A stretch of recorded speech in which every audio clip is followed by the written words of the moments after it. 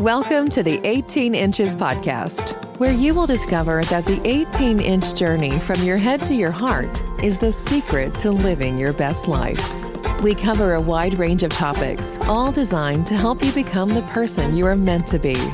Here is your host, therapist and high performance coach, Brad O'Neill.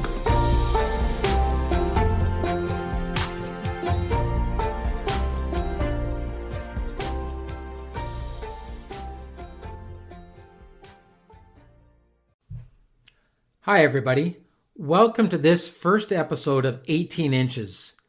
I'm your host, Brad O'Neill, and I'm a therapist and high performance coach in private practice. This podcast is all about helping you live your own extraordinary life. It is about finding your purpose, your why, and answering the question, what is it I live for? And then building the skills that help you live a life that excites and energizes you. Have you ever wondered what your purpose is, why you are here, or how you can leave your mark? Or wondered, how do I get unstuck? How do I get off autopilot and start moving towards achieving the goals and dreams I have? If you are like most people, some days you feel energized, motivated, and firing on all cylinders. But other days, maybe most days, it's a struggle to get out of bed. You hit the snooze button, and when you do get up, it's go through the motions until you crawl back into bed that night, knowing that tomorrow will be the same old, same old. Do you ever wonder, is this as good as it gets? The question is, how do you get from where you are at to where you want to be? There was a time in my life, about 20 years ago, when I felt lost. I didn't know what my purpose was, and I was just going through the motions.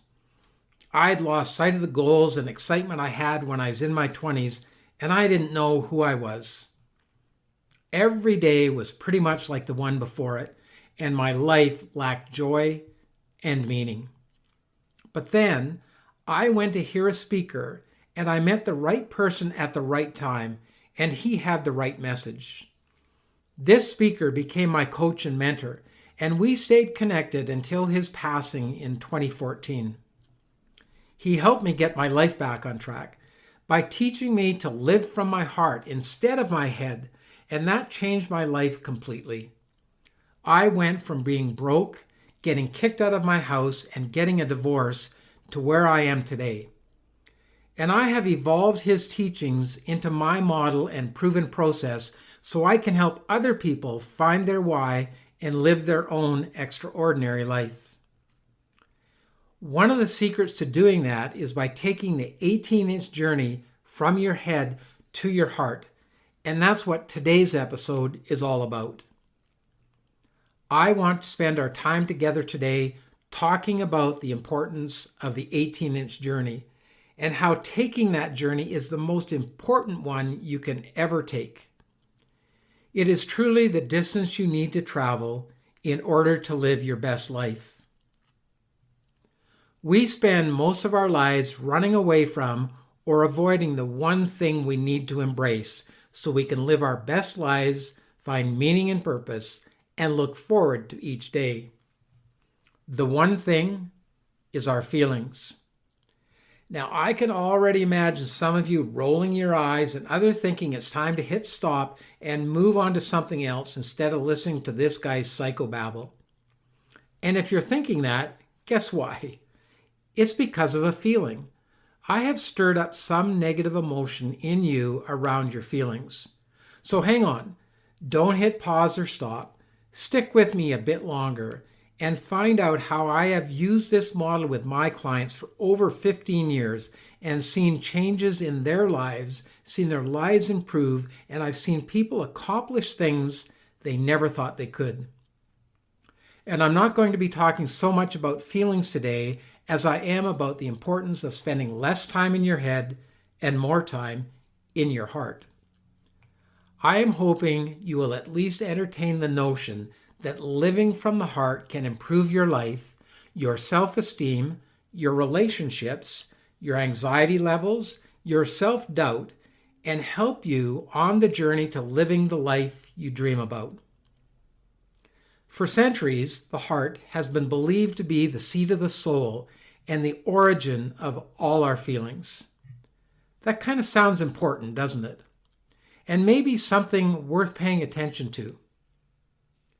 Now, there are two main reasons why we have difficulty living in and from our heart and spend so much time in our head thinking about the same problems over and over, thoughts and ideas, worry and stress on the ever-spinning hamster wheel, and feel like we aren't getting anywhere or that we need to get off the wheel or out of our rut, to stop living on autopilot and do something different.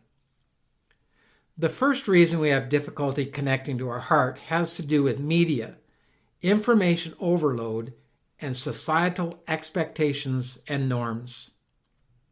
Unfortunately, as civilization has evolved, we have lived less and less in our hearts and more in our heads, especially in the information age we now live in. We are bombarded with information each and every day. There are a dozen or more social media platforms, hundreds of television channels to choose from, billboards, news feeds, text messages, emails, app after app after app. We are overwhelmed with information, some of it good, some of it bad, some of it true, much of it misinformation or disinformation. We get snippet after snippet, soundbite after soundbite. Television commercials used to be 60 seconds in length, and sometimes more, and now that can be reduced to 15 or 20 seconds. And that means in your 3-minute commercial break when you're watching your favorite show, you used to see and hear 3 messages, and now it might be as many as 12. And in the news, we hear about inflation, stagnation, war, famine, refugees, climate change, pollution, homicides, and abductions on a daily basis. Mental health issues are off the charts. Depression, anxiety, drug and alcohol use are at all-time highs.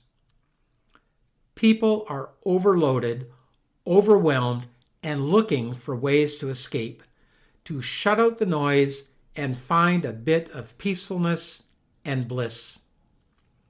There is a quiet place, just 18 inches from the place where all the noise is.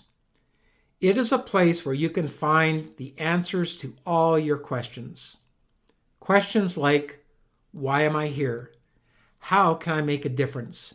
How can I improve my relationship? What should I do with my life? How do I achieve my goals and make my dreams a reality? Wouldn't it be nice to escape into your quiet place and find those answers? Here's the second reason we live in our heads, disconnected from our feelings. I want you to imagine a newborn child. Each of us comes into the world a newborn as a blank canvas, ready to absorb everything about the world we are thrust into. Out of the warmth and safety of mother's womb and into a world full of sensations and messages received through touch, taste, smell, sight, and sound. Babies don't worry about what others think of them, their crying, their other emissions, or how they look. And they are the ultimate living sponge, absorbing and processing everything around them. Babies look up from their mattress and typically see 2 immense people peering over the edge of the crib and making funny noises. These are their first teachers, and if you will, their first gods. They are providers of everything necessary to sustain life, comfort and stimulation, and growth, assuming these people are healthy and capable. Babies grow and develop mentally at an incredible rate. They learn to trust these gods and to communicate when they are hungry, sick, tired, or when their diaper needs changing, simply by crying or screaming. They are healthily egocentric and quickly learn the power of communication, and that when they cry or scream, their needs are met. They even teach their gods that different types of cries and screams mean different things and produce different results. As hostile as their new cold world seemed when they first arrive, they feel safe because these creatures they later learn to call Mommy and Daddy have their backs, in most cases. This little sponge continues to grow, absorbing everything, and even understands from the get-go that the noises Mommy and Daddy make mean different things, and so do their tones and facial expressions. They are so perceptive that they can even feel what is going on around them and whether it is safe or scary. Their eyes see, their ears hear, their brain processes, and they check their feelings to determine if everything is okay or if it is hostile. From the moment they take their first breath, the blank canvas begins to come alive and take form, and each new experience is like a brushstroke, shaping, defining, and creating how this new being sees the world and themselves. Much of the painting is completed by early adulthood, but events in later years can contribute to the overall picture. Some experiences lead to amazing brushstrokes, worthy of a masterpiece, and others are dull and, like tarnish or a stain, detract from the beauty, purity, and the innocence of the original brilliant canvas. These dull or damaging brushstrokes, born out of adverse experiences, can be blindingly visible to the viewer, or may be covered up like an ill-placed tattoo, in an attempt to hide them from the world. These stains, whether glaringly obvious or covertly running the show from beneath a superficial layer of paint, can appear as low self-esteem, negative self-talk, self-limiting beliefs, anger, rage, addiction, depression, anxiety, self-sabotage, and a host of other mental and physical problems. It is important to understand that these dull and tarnishing brushstrokes are put there by other people and other experiences. They can defile and desecrate the beauty and purity of the original canvas to the extent that the person fails to rise to their full potential, and at times they may feel hopeless and lost. It is extremely important to understand that the negative comments and events that attack a person's being and essence need not define who they are or trap them in a prison of believing they are not worthy of a meaningful life, that they are less than or insignificant.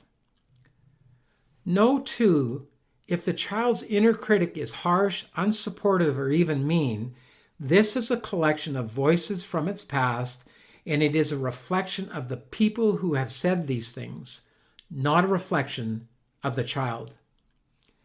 And if it is the witnessing or experiencing of events that created the child's doubt or lack of self-confidence, they can rise above their circumstances and replace their inner voice with one that supports them, builds them up, and helps them become the person they were meant to be. So how does all of this relate to the 18-inch journey? Well, to illustrate, let's fast forward from newborn to about 18 months.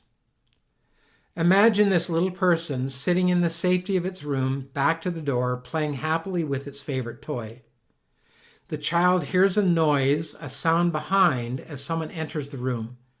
They turn around and look, and if it's Mommy or Daddy, the child will light up, make some happy sounds, and may stretch its arms out to be picked up or show Mommy or Daddy what they are playing with. When Mommy or Daddy entered, their eyes saw, their brain registered it was a safe situation, and they felt joy. This is what I call the serve and return cycle between the head and the heart. It is also called a feedback loop. Sight and sound cues are given, and the brain registers them, sends a positive signal to the heart, and the child expresses happiness or joy.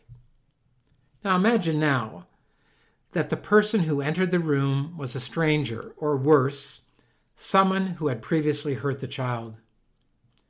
The child would look, the brain would register danger, and the child's feedback loop would return a message, a feeling of danger and subsequently fear.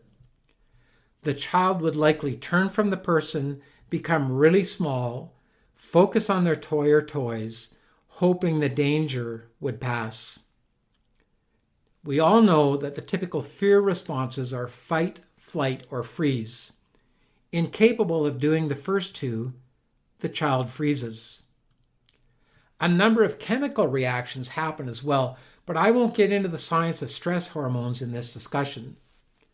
These two examples are only to illustrate how there is a built-in feedback loop from birth that exists in all of us. A feedback loop between sights, sounds, smells, and even taste with our feelings or heart. Some people call it checking your gut or gut reactions, but it's a tiny bit higher than that. Unfortunately, if we don't grow up in a loving, caring, and nurturing home, or there are other environmental factors like being bullied, living in an unsafe neighborhood, growing up in families where addiction is present, or where mixed messages are given, or there are other mental health issues, the feedback loop gets hijacked or blocked. Childhood is supposed to be about playing, growing emotionally, intellectually, and socially. Days spent playing baseball, soccer, music, hanging out with friends, having crushes, and dreaming about the future. But when a child experiences trauma, experiences or witnesses violence or abuse, life ceases to be about the wonderment and joy of childhood and becomes a series of problems to be solved. I want to repeat that.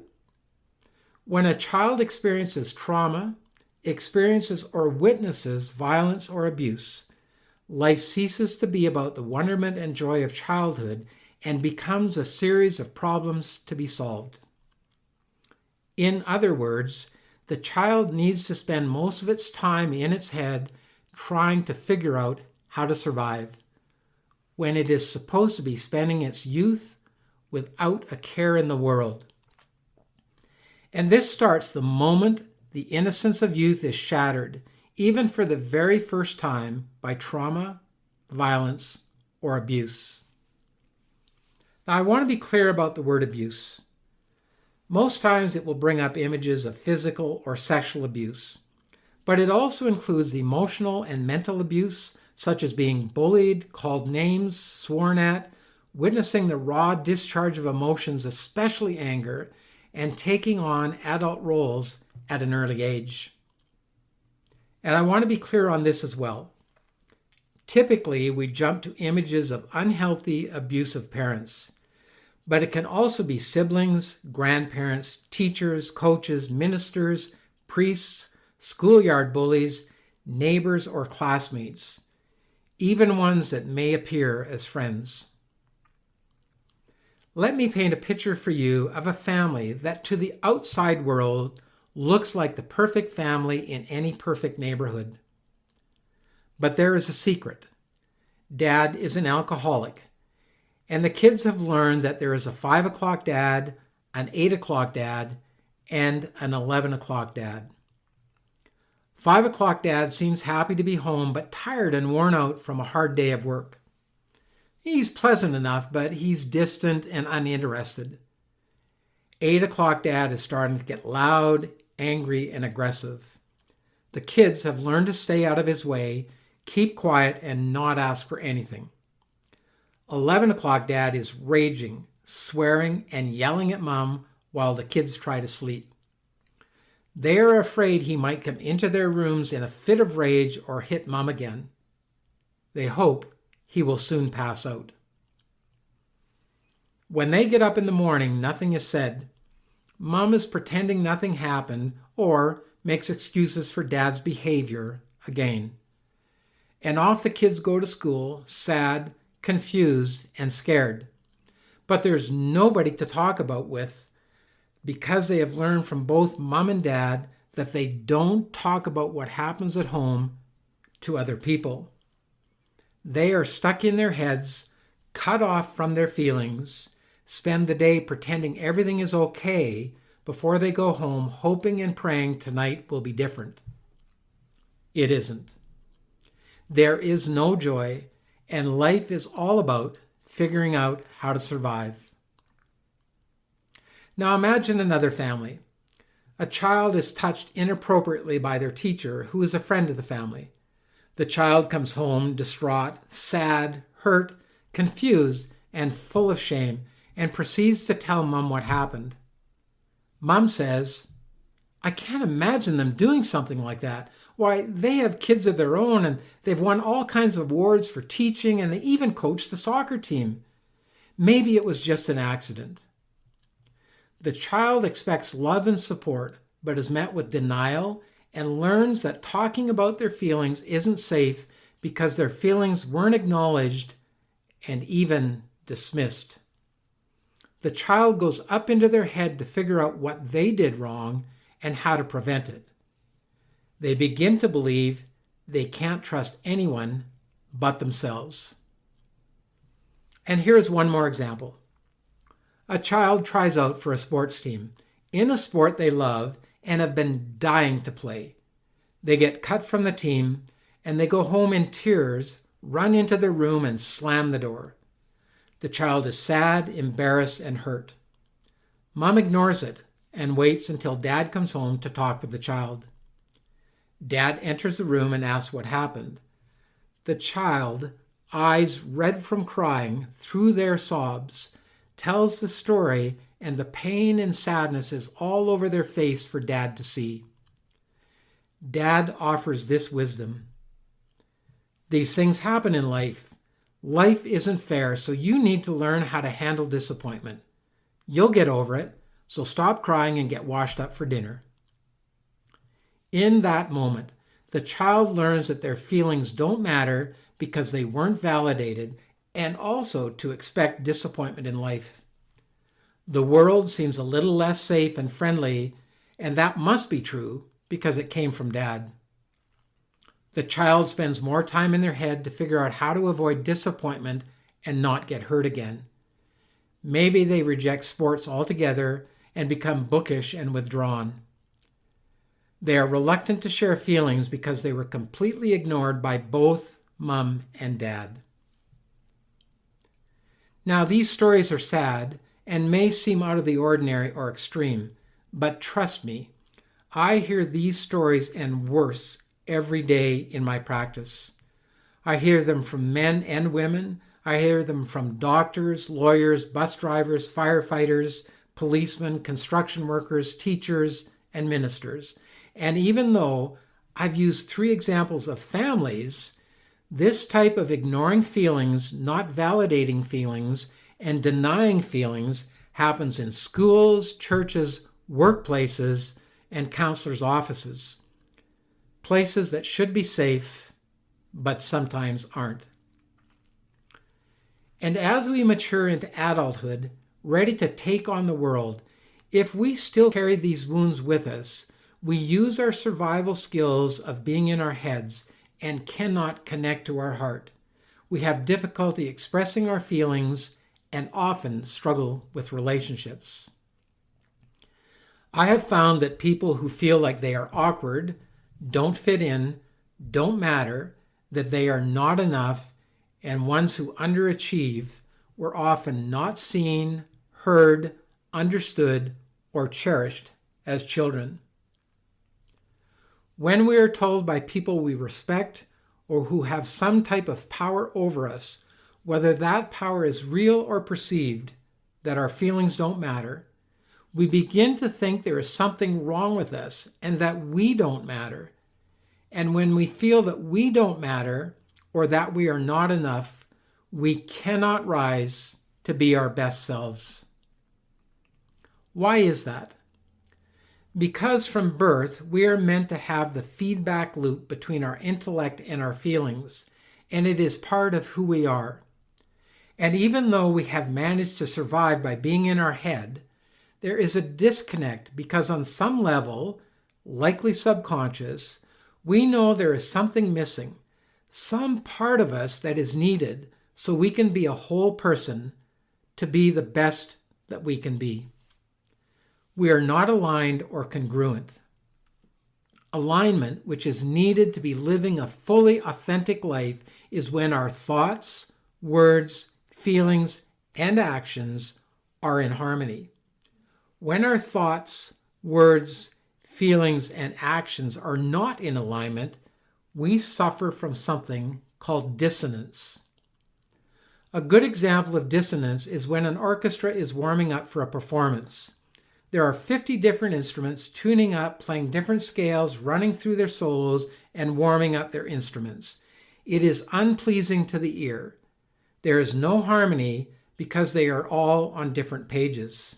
Then suddenly, the conductor raises the baton, the unharmonious noise suddenly stops, and something beautiful happens. Harmony. Every instrument aligned and playing their part. The journey of 18 inches is about alignment, about harmony, and about getting our thoughts, words, feelings, and actions all on the same page. When we can do that, life gets easier and we can make our own beautiful music. How do we do it? Well, first, by accepting the obvious. We have feelings, so there must be a reason for them. Then, by deciding we want to live our life more fully, in harmony and aligned. Next, by understanding it will take courage, work, and commitment if you want to live to your potential. Why courage? Because living in your feelings requires vulnerability. And for most of us, way back when we were children, when we were little sponges and when we were vulnerable, we got hurt. And we learned it is safer to go up in our heads and figure things out. It was a survival tool and likely necessary at the time. But if you want to become the person you are meant to be, it is time to stop surviving and start living. Survival is being in your head. Living is from your heart. Open up the feedback loop, the serve and return system, and begin living more fully. In future episodes, we are going to learn about how to do that and how to identify our core feelings and the reasons we have them. Yes, we have them for a reason, even the ones you think are negative feelings. Now here's a tip. There are no negative feelings. I hope to see you back here next week as we continue the 18-inch journey to living our best lives. Thanks for listening. You can find us at 18inches.ca or on facebook.com/18inches. Check back weekly for new episodes. Until then, stay on the journey to becoming the person you are meant to be.